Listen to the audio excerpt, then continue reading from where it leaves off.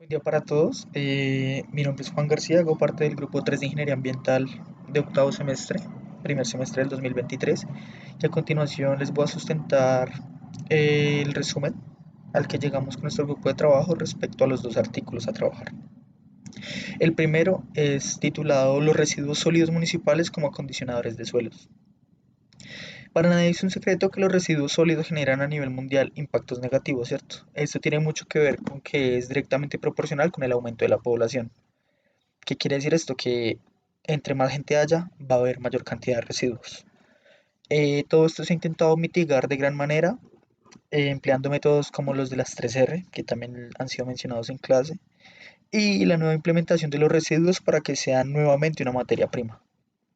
Uno de los principales inconvenientes, por no decir el mayor, es el del compostaje, pues son estos residuos orgánicos que por su propia degradación al descomponerse sus moléculas se adhieren a la estructura de suelos y de la flora. Este inconveniente es muy notorio principalmente cuando esto no se da o se procesa en el lugar que se requiere, pues cuando queda en el lugar de origen es muy dañino. Cuando se transporta para poderlo llevar hacia otros lados, tipo abono y demás, es muy útil. Sobre los residuos sólidos municipales, encontramos que desde la década de los 70 se vio a gran escala el problema de los residuos, ¿cierto? Debido a que la ciudadanía genera de una manera desproporcional residuos y en esa época también por la no separación de los mismos. Y agravándose porque los encargados de su transporte y de su disposición final no hacían el manejo indicado, adecuado. Y llegamos a la cifra de que por habitante se generan aproximadamente 0.5 kilogramos por habitante. Respecto al manejo integral de los recursos sólidos, se ve que en algún momento se supera la capacidad de procesarlos y que traería consigo diversos problemas. De esta manera se empieza con campañas educativas y publicitarias para que la comunidad comprenda la gravedad del problema y se le da un lugar y una importancia en el proceso del manejo de residuos. Respecto al compostaje y sus efectos en el suelo. Este se da a partir de la recolección y almacenamiento en un lugar diferente al de origen y tiene grandes beneficios, pues es un acondicionador de suelo, como lo dice el título del artículo, y es un gran recuperador del mismo. Entre otras cualidades, las que más destacan son que mejora la estructura y la estabilidad del suelo, incrementa la porosidad, permeabilidad del aire y la retención del agua, aumenta la cantidad de materia orgánica incrementando niveles de nutrientes y estimula la actividad microbiana y reduce la producción de patógenos. La normatividad sobre residuos sólidos en Colombia eh, ha sido poca. Contamos con dos decretos, una resolución, una ley y una norma técnica, en pocas palabras. De esta norma técnica, que es la NTC colombiana 5167 del 28 de mayo del 2003, se obtienen los límites máximos de ciertos componentes para que el compostaje o abono pueda ser utilizado respecto a los materiales pesados, ¿cierto?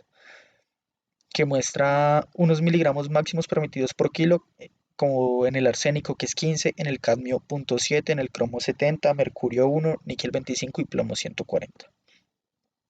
De esta manera termina el primer artículo. El segundo artículo es el análisis de la exportación de los desechos electrónicos y su incidencia en el comercio exterior del Ecuador. El artículo parte del hecho de que la economía ecuatoriana ha sido sacudida mucho últimamente. Esto desde catástrofes naturales hasta crisis económicas. Muestran la caída de la economía ecuatoriana y hacen énfasis en que una de las principales actividades en las que se centran ahorita y que los ayudó a salir de esos déficits era el reprocesamiento de la chatarra electrónica, que en este país alcanza los 2.5 kilogramos anuales por habitante. Todo esto incluye los materiales que denominan en el artículo pesados, que son de difícil procesamiento, como los metales, que también lo veíamos anterior, pero en un modo orgánico. Acá vamos hacia un modo industrial.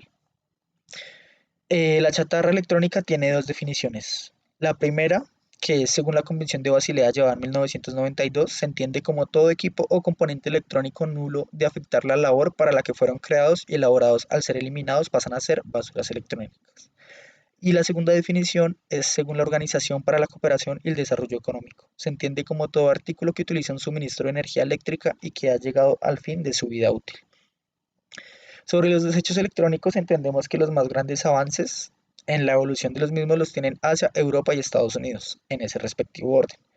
Por eso con cada innovación se espera que avancen en simultáneo con el procesamiento de los desechos de sus productos y sus posibilidades de reutilizar partes, componentes y en el mejor de los casos, los dispositivos.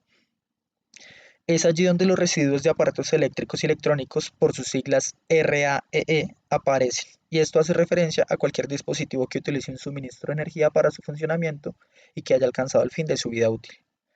Estos dispositivos están llenos de materiales muy costosos que siempre se buscan volver a utilizar tanto por contaminación como por costos, como lo son principalmente la plata, el oro y el paladio. Pero desafortunadamente no todo es color de rosa, pues el procesamiento y recuperación de estos materiales tan valiosos generan emisiones tóxicas. Esto también tiene mucho que ver con el método que se emplee, porque por ejemplo en países en vía de desarrollo, estos desechos son quemados y prácticamente estos metales salen es por punto de ebullición, generando pues que primero se tengan que derretir, por decirlo así, bajo el calor, materiales como plástico y demás. Junto con esto vienen los inconvenientes del consumo, pues mientras más grande sea la demanda de dispositivos, más grande será la demanda por sus desechos. De la misma manera, la vida útil de los dispositivos será cada vez menor, como se viene evidenciando. Para nadie es un secreto que las cosas cada vez duran menos. Y esto desencadena un círculo vicioso que afecta desde todo punto de vista al sector ambiental. Dentro del artículo nos muestra la clasificación de los RAE, como mencionábamos, según la Directiva Europea, que esto fue en el año 2002, que muestra la clasificación desde los grandes, como por ejemplo lavadoras, neveras y lavaplatos, hasta, por ejemplo, equipos médicos como de radioterapia, cardiología, diálisis, entre otros. Eh, ya cerrando el artículo, entramos al tema del reciclaje de los residuos urbanos. Ha sido muy difícil incluir a la sociedad en la cadena de reciclaje de los desechos electrónicos, pero pues por esto no se busca incluir o culpar a la ciudadanía mejor, pues es entendible que la mayoría de dispositivos incluyen materiales reciclables como materiales inertes. Esto tiene que ver con lo que mencionábamos ahorita, de que, por ejemplo, en un computador viene oro, paladio y plata, pero vienen rodeados de mucho plástico y de mucho material. Entonces, es el inconveniente. Y a pesar de todo esto, es muy satisfactorio ver cómo con el paso del tiempo cada persona de la sociedad va encontrando como su punto de apoyo y se evidencia mucho ahorita en centros de cajas de compensación, centros comerciales, centros de salud, puntos para disponer principalmente de baterías que son pues muy malas para el medio ambiente y para todo en general por el litio, como los mismos artículos electrónicos. Hola, ¿cómo están? Mi nombre es Juan Manuel Suárez. Hoy le voy a hablar un poco sobre la disposición final de los residuos sólidos. Muchos de los residuos se vuelven no valorizables, donde intensifica la contaminación del agua, el aire y la aparición de gases, roedores e insectos. Lo primero que debemos hacer es pensar de manera sostenible. El relleno sanitario es la mejor opción para los residuos no valorizables. Debemos tener en cuenta que más de la mitad de los residuos sólidos no son manejados de forma adecuada. El gran problema que se presenta en este país es el debido al mal manejo o la falta de clasificación de los residuos, ya que no lo hacemos de forma adecuada y los estamos mezclando con algunos residuos que pueden ser aprovechables y reutilizables. Algunos de estos residuos tardan mucho en descomponerse, lo que hace que sea nuevamente biodegradable y tendrán que pasar muchos años. En la actividad del Servicio Público de Aseo consiste en la disposición de residuos sólidos mediante la técnica de relleno sanitario, artículo 2, numeral 66 del decreto 1784 del 2017, donde nos dice que el relleno sanitario es la mejor solución técnica de saneamiento básico. Los residuos sólidos pueden tardar hasta 20 años en degradarse, dándole un buen manejo de planeación, inspección y control. La generación de residuos cada día crece más. Debemos tomar conciencia y darles un buen manejo a nuestros residuos. La cultura empieza por casa. Tal vez el gobierno le hace falta interponerse ante la sociedad, donde se da una obligación a que hagamos la debida clasificación para darle un buen manejo a los residuos y que puedan volver a su ciclo de vida. Es de tomar en cuenta que en algunas regiones sí se está haciendo la tarea, desafortunadamente en algunas no. Las personas piensan que le están haciendo el trabajo a otras o que les están beneficiando económicamente.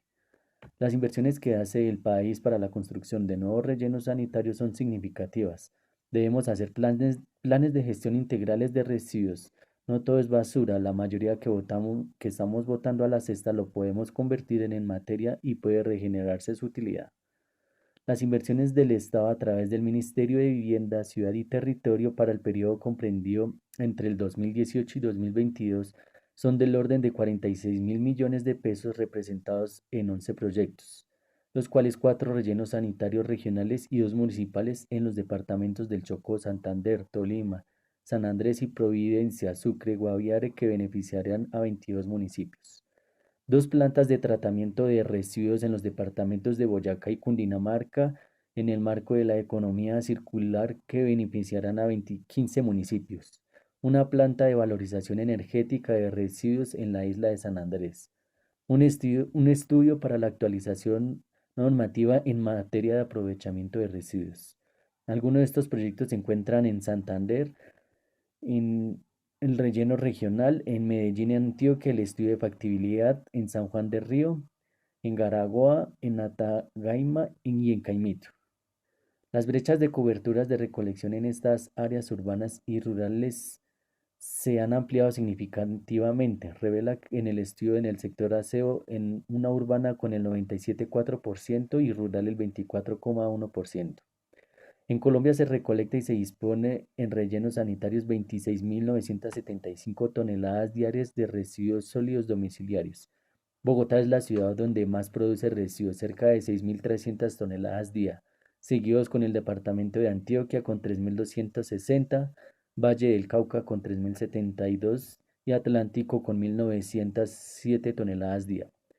Se estima que en los próximos 10 años la generación de residuos crezca en un 20%, por lo que es importante que en los planes de ordenamiento departamental se tenga en cuenta esta situación y se habiliten el uso de suelos para construir rellenos sanitarios y sitios de tratamiento para el aprovechamiento de residuos en los municipios. Buenas noches, mi nombre es Juan Díaz y el tema que vamos a hablar el día de hoy son los residuos sólidos municipales como acondicionadores del suelo en Colombia.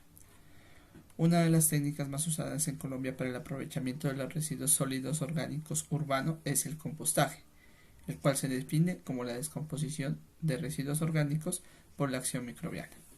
Estos residuos inorgánicos o minerales se incorporan en la estructura del suelo de microorganismos y de las plantas, causando beneficios ambientales, sociales, económicos y de salubridad en el entorno.